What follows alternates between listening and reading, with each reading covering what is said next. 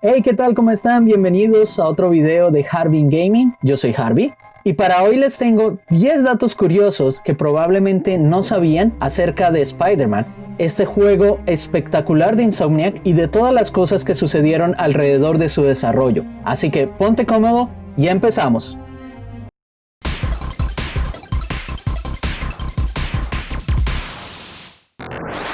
Número 1.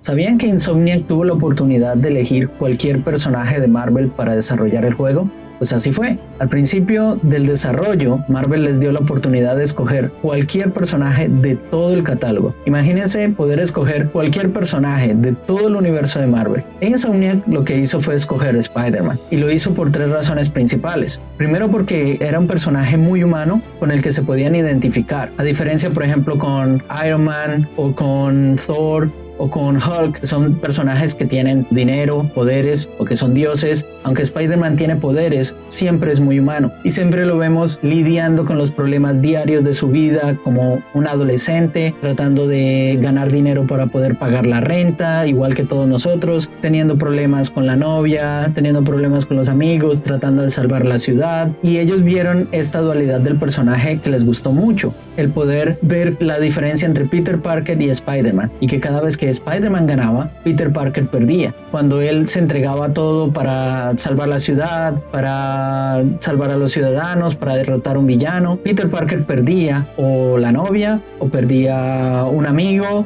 o perdía un familiar, un ser querido, o su trabajo, o su departamento, etc. Y lo último que les gustó de Insomniac es que Spider-Man ha sido votado varias veces como el personaje más popular de Marvel. Número 2.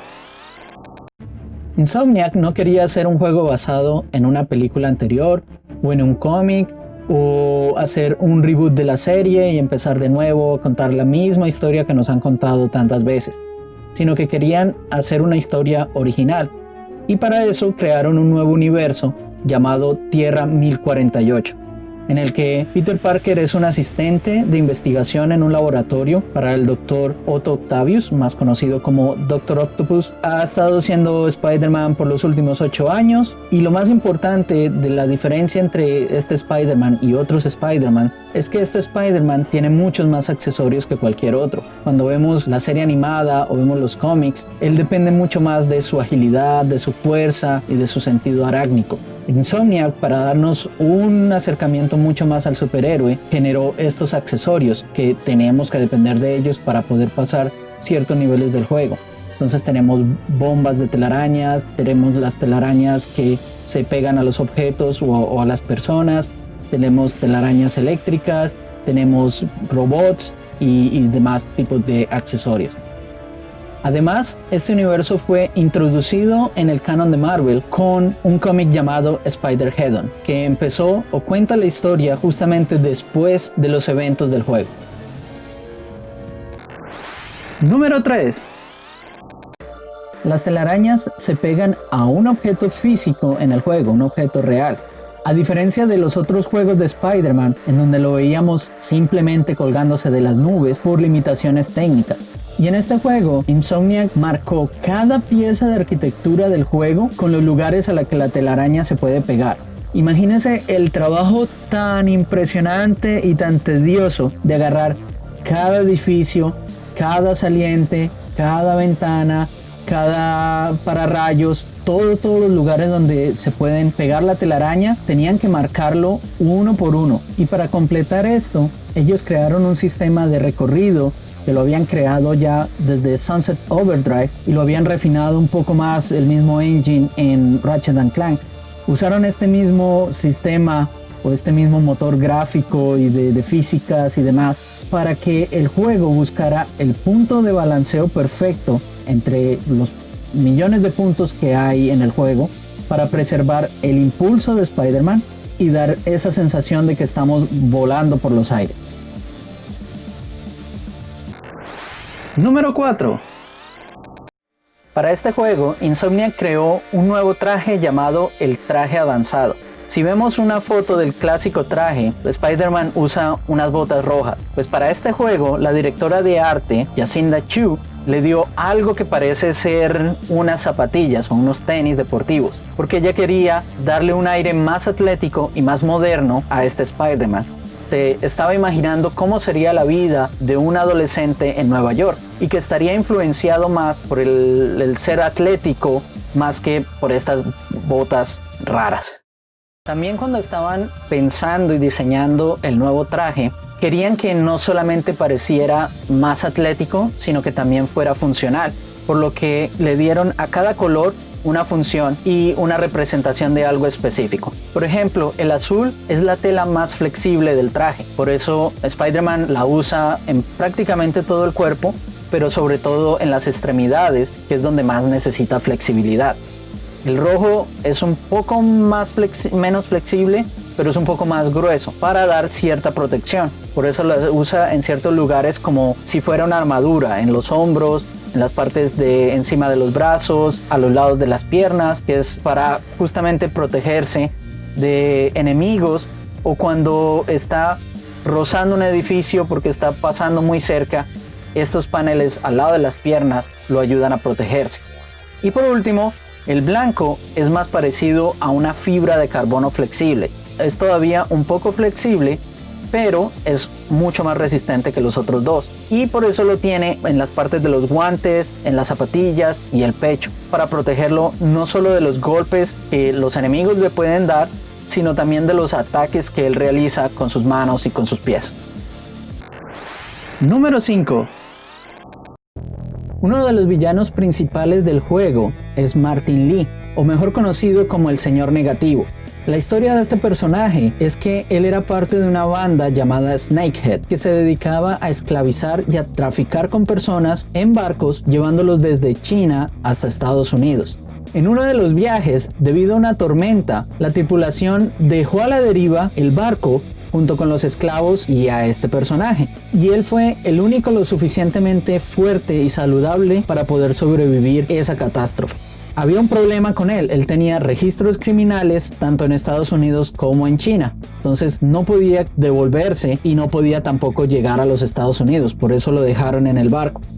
Y siendo el único que sobrevivió, tomó el nombre de Martin Li, que era uno de los esclavos que viajaban en el barco ilegal desde China hasta Estados Unidos tratando de reunirse con su esposa, por lo que el verdadero nombre de este personaje es aún desconocido. Todos los conocemos o como Martin Li o como el Señor Negativo, pero no es su verdadero nombre. Cuando llegó a Estados Unidos fue capturado por un sindicato de familias de la mafia llamada La Magia, quienes experimentaron una potencialmente rentable droga sintética en él. Y así fue como se convirtió en el Señor Negativo.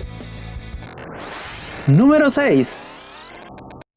Contando un poco de Insomniac, este estudio fue adquirido por Sony el año pasado en 2019, debido al gran trabajo que habían realizado para Sony con otros juegos como Spyro, Ratchet & Clank y Spider-Man. A Sony normalmente le gustan mucho los juegos que tienen una gran narrativa, por eso vemos juegos como Uncharted, Horizon Zero Dawn, God of War y The Last Guardian. Querían justamente incluir un equipo de desarrolladores, un estudio de videojuegos que encajara perfectamente con esa visión.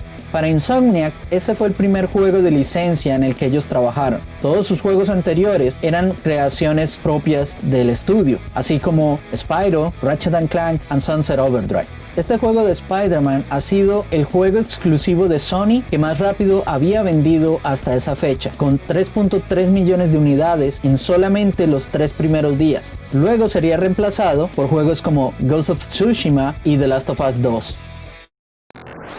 Número 7. El mapa del juego está dividido en 800 secciones, todas son cuadradas y cada sección equivale a 128 metros cuadrados, o sea que todo el mapa más o menos es 102 kilómetros cuadrados. Para tener como una perspectiva, una ciudad pequeña como Ámsterdam tiene 219 kilómetros cuadrados, la ciudad real de Nueva York tiene 783 kilómetros cuadrados y una ciudad como Bogotá tiene 1800 kilómetros cuadrados. Entonces no es una escala real como la ciudad de Nueva York, pero cuando se está uno moviendo de un lugar a otro en el mapa, sí se siente como una ciudad grande en la que hay muchas cosas por explorar y en la que ir de un lado al otro no es tan rápido. Número 8. La música del juego fue compuesta por John Paesano, alguien que ha trabajado mucho en la industria de videojuegos, música, cine y televisión. En películas como Maze Runner, en series de televisión como The Defenders and Daredevil en Netflix y en otros juegos como Detroit Become Human. Él primero creó la música para Peter Parker. Él quería que fuera una música mucho más emotiva y mucho más introspectiva, mucho más humana. Pero esa música no tenía la energía suficiente como la que él quería para Spider-Man. Luego tomaron este mismo tema de Peter Parker y con la instrumentación y la orquesta lo adaptaron un poco y lo convirtieron en el tema de Spider-Man. Él dice que fue como ponerle el traje de superhéroe al tema de Peter Parker. La música siempre cambia dependiendo de lo que el jugador esté realizando. Entonces, en cierta forma, el jugador controla la música.